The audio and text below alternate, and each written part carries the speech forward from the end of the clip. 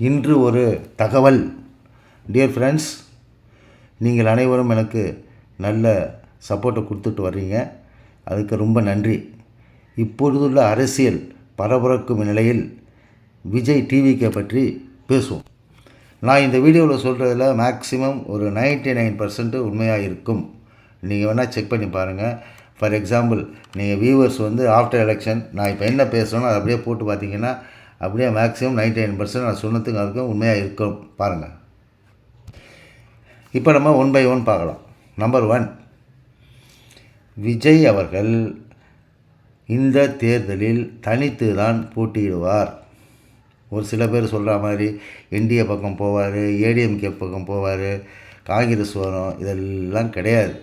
ஏன்னா அவருடைய எய்ம் என்னன்னா அவர் தனியாக நம்ம சிஎம்மாக ஆகணும் அப்படின்னு பார்க்குறாரு. இது இல்லாமல் அவருடைய ஒரு ரகசியமாக ஒரு உளவு இந்த சர்வேலாம் வச்சு அவர் எடுத்ததன் அடிப்படையில் அவருக்கு நல்லா தெரியும் நம்ம என்ன ஸ்டேஜில் இருக்கோங்கிறது அவருக்கு தெரியுது. அதனால் அவர் தனியாக தான் இந்த தேர்தலில் போட்டியிடுவார். நம்பர் 1. நம்பர் 2 பார்த்திங்கன்னா, விஜய் அவர்கள் பாண்டிச்சேரியில் என்ஆர் காங்கிரஸோடு தான் கூட்டு சேர்ந்து தேர்தலில் போட்டியிடுவார். இதை வேணால் எழுதி வச்சுக்கிங்க. இப்போ அங்கே ஒரு குழப்பமான சூழ்நிலை இருக்குது. இதெல்லாம் தாண்டி இதுதான் நடக்கும். 3வது பாயிண்ட் பார்த்திங்கன்னா, இந்த கரூர் இன்சிடெண்ட் அவருக்கு ஒரு டேர்னிங் பாயிண்ட்டாக இருக்கும். அதாவது தேர்தல் சமயத்தில் விஜய் அவர்களுக்கு ஒரு டேர்னிங் பாயிண்ட்டாக இருக்கும். அது என்ன மாதிரி டேர்னிங் பாயிண்ட்டுங்கிறது நம்ம இப்போது எதுவும் சொல்லக்கூடாது. அது வரும்போது நீங்களே பார்த்து கொள்ளுங்கள். நம்பர் 4, இப்போ ஒரு ரேண்டமாக ஒரு சர்வே எடுத்தோமானால் அதில் எல்லாரும் சொல்கிறது என்னென்னா, எனக்கு இந்த இவங்களையும் பார்த்துட்டோம், அவங்களையும் பார்த்துட்டோம், எங்களுக்கு ஒரு மாற்றம் தேவை, அதுக்கு விஜய் அவர்கள் வேணும். ஒரு மாற்றம், விஜய் வர்றாரோ இல்லையோ, யாரோ ஒரு புது ஆளே எங்களுக்கு வேணும் அப்படிங்கிறது தான் மக்கள் ரொம்ப முடிவாக தெளிவாக இருக்கிறார்கள். இந்த ரேண்டம் சர்வேயின் மக்களின் கருத்துக்கள் பார்த்திங்கன்னா ஒரு நல்ல ஒரு மெஜாரிட்டி விஜய்க்கு இருப்பதாக தெரிகிறது. அடுத்தது நம்பர் 5, ஒரு சில கட்சிகள், சின்ன கட்சிகள்லாம் பார்த்திங்கன்னா கடைசி நேரத்தில் விஜய் பக்கம் வருவதற்கு சான்சஸ் ஆர் தேர். வெயிட் பண்ணி பாருங்கள். அடுத்தது நம்பர் 6, சசிகலா அவர்கள் நிச்சயமாக விஜய் கூட தான் தேர்தலில் போட்டியிடுவார். ஏன்னா அவங்களுக்கு டிஎம்கேலேயும் போக முடியாது, ஏடிஎம்கேலேயும் போக முடியாது. கடைசியில் விஜய் கூட தான் வருவாங்க. அப்படி வரும்போது பார்த்திங்கன்னா இவங்களுக்கு ஒரு இம்பேக்ட் நிச்சயமாக இருக்கும். ஏன்னா இவங்க சசிகலாவை நம்ம குறைச்சி மதிப்பிட முடியாது. ஏன்னா அவங்க மாண்புமிகு முதலமைச்சர் ஜெயலலிதா கூடவே இருந்தவங்க, அவருடைய நுணுக்கங்கள் எல்லாமே தெரிஞ்சவங்க. அதனால் இவங்களுக்குன்னு ஒரு கும்பல் இருக்குது, ஒரு கூட்டம் இருக்குது. அது நிச்சயமாக ஒரு பெரிய இம்பேக்டை கிரியேட் பண்ணும். அடுத்தது நம்பர் 7, இப்போ விஜய் அவர்களின் செல்வாக்கை பார்த்துவிட்டு இன்னும் ஒரு மாதத்தில் பாருங்கள் இன்னும் எவ்வளோ பேர் சேர்றாங்கன்னு பாருங்கள். அது நமக்கே ரொம்ப ஆச்சரியமாகவும் அதிசயமாகவும் இருக்கும். அது மாதிரி சேரும்போது இன்னும் விஜயனுடைய கைகள் பலமுள்ளதாக அமையும். அடுத்தது பாயிண்ட் நம்பர் 8, மக்கள் இப்போ ரொம்ப தெளிவாக இருக்காங்க. இவங்க பொலிட்டிக்கல்ங்கிறது வேறு, பர்சனல்ங்கிறது வேறு. அதாவது ஒரு தனிப்பட்ட வாழ்க்கை டிஃப்ரெண்ட்டு. அதனால் விஜயினுடைய பர்சனல் வாழ்க்கையை பற்றி மக்கள் கவலைப்படவே இல்லை. அது நமக்கு விஜய் என்ன பண்ணுவார், என்ன செய்வார், அதுதான் மக்கள் எதிர்பார்க்குறாங்க ஒழிய அது பர்சனல்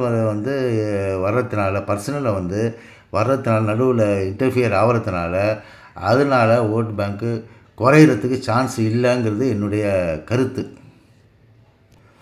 இந்த விஜயினுடைய பர்சனல் ப்ராப்ளத்தினால ஓட் பேங்க்கு அதை விட என்னுடைய கணிப்பு என்னன்னா, ஒவ்வொரு ஃபேமிலிலையும் ஒன்றுக்கு மேலேயே ஓட்டுகள் இருக்கிற மாதிரி தெரியுது. அது எந்த அளவுக்கு உண்மைன்றது தெரியலை. ஸோ விஜய் சப்போர்ட்டர்ஸ் நிறைய கூடிகிட்ருக்காங்க. அடுத்த பாயிண்ட் பார்த்திங்கன்னா, விஜய் இப்போது ரொம்ப அவருடைய பொலிட்டிக்கல் ஸ்பீச்செல்லாம் ரொம்ப கிளாரிட்டியாக இருக்குது.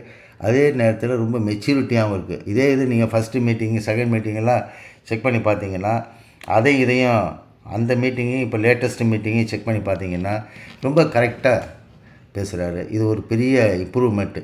டிவிகே பார்ட்டியில் பெரிய இம்ப்ரூவ்மெண்ட்டு. அவர் விஜய்க்கும் பெரிய இம்ப்ரூவ்மெண்ட்டு. அடுத்த பாயிண்ட்டு பார்த்தீங்கன்னா, இன்னொரு ஒரு மாதத்தில் விஜயுடைய பார்த்து ரொம்ப கிளாரிட்டி தெரியும், அவனுக்கு ஓரளவு தெரியும். ரொம்ப அப்போ வந்து எல்லாமே கன்ஃபர்மேஷன் லெவலில் வந்துடும். இன்னும் 1 மந்தில் பார்க்கலாம். அடுத்த பாயிண்ட்டு, விஜய் அவர்கள் ஒரு நல்ல ஒரு ஐடென்டிஃபை பண்ணி ஒரு நல்ல பெரிய இன்ஃப்ளூயன்ஷியல் பொலிட்டீஷியன்ஸு, நல்ல அரசியல்வாதிகள், நேர்மையான அரசியல்வாதிகள், நேர்மையான ஐஏஎஸ் ஐபிஎஸ் அதிகாரிகள், ஒரு உதாரணமாக நான் சொல்கிறதில் தப்பு இல்லைன்னு நினைக்கிறேன். உதாரணமாக பார்த்தீங்கன்னா, இப்போ ஒரு பண்ருட்டி ராமச்சந்திரன், அப்புறம் வந்து தென் திருச்சி சவுந்தரராஜன், இவங்கெல்லாம் சப்போர்ட் பண்ணுறாங்க. திருச்சி சவுந்தரராஜன், பழகருப்பையா, இந்த மாதிரி ஒரு நல்ல பெரிய ஆட்களை இவர் விஜயை பர்சனலாக கூப்பிட்டு அவங்கள வந்து இன்வைட் பண்ணி இவங்கள வந்து சேர்க்கணும். ஏன்னா அவங்களாம் வந்து சேருவாங்க. இது போன்ற அரசியல்வாதிகளை வந்து விஜய் வந்து காண்டாக்ட் பண்ணி அவரே டைரெக்டாக கூப்பிட்டு அதே மாதிரி நாட் ஓன்லி அரசியல்வாதிகள், இந்த மாதிரி ஒரு ஓய்வு பெற்ற ஐஏஎஸ் ஐபிஎஸ் அதிகாரிகள் நிறைய பேர் இருக்காங்க, நேர்மையான ஆட்கள் நிறைய பேர் இருக்காங்க. அவங்களையெல்லாம் விஜய் பர்சனலாக கூப்பிட்டு டைரெக்டாக ஜாயின் பண்ண வைக்கணும். அது வந்து பெரிய பலம் டிவிகேக்கு. அது வந்து நீங்கள் போய் அர்ஜுன் ஆதவை பாரு, புஷி ஆனந்தா பாருன்னா சில பேர் அதை லைக் பண்ண மாட்டாங்க. அது 2ஆம் கட்ட தலைவரை பார்த்து அவங்கள கெஞ்சிக்கிட்டு அவங்கள போய் விஜயை பார்க்கணுன்றதெல்லாம் லைக் பண்ண மாட்டாங்க. விஜய் அவர்கள் ஒரு டீம் மாதிரி வச்சு இந்த மாதிரி பெரிய ஆட்கள் யாரெல்லாம் நேர்மையான ஆட்கள் யார் இருக்காங்கன்னு ஐடென்டிஃபை பண்ணி அவர்களை வந்து நேராக இவரே காண்டாக்ட் பண்ணி கூப்பிட்டு வந்து அவங்கள வந்து பார்ட்டியில் சேர்த்தா அது மிகப்பெரிய பலம், பெரிய team work, good team work ஆகிடும். டிவிகே கட்சியில் பார்த்திங்கன்னா இப்போ 2 அப்ஜெக்டிவ். நம்பர் 1 வந்து எப்படி வந்து தேர்தலில் வெல்வது. இப்போ எம்ஜிஆர் இருந்தான்னா கூட அவர் வந்து புதுசாக ஆரம்பித்தப்போ கூட அவர்கிட்ட நிறைய ஆட்கள் இருந்தாங்க. For example ST Somasundaram, Nanjil Manoharan, then Nedunchezhiyan, Navalar Nedunchezhiyan, இந்த மாதிரி பெரிய பெரிய ஆட்கள்லாம் வச்சுக்கிட்டு தான் அவர் இவருடைய பேச்சு கிராமத்து சைட்லேயும் வில்லேஜ் சைட்லேயும் கரெக்டாக போய் சேரணும். அதுக்கு சேர்கிறதுக்கு என்னென்ன பண்ணணும் அப்படிங்கிறத விஜய் அவர்கள் யோசிக்க வேண்டும். இது வந்து இவர் பேசுகிறது ஒன்றுமே எல்லாமே சிட்டியில் மட்டும் இருந்தால் பத்தாது.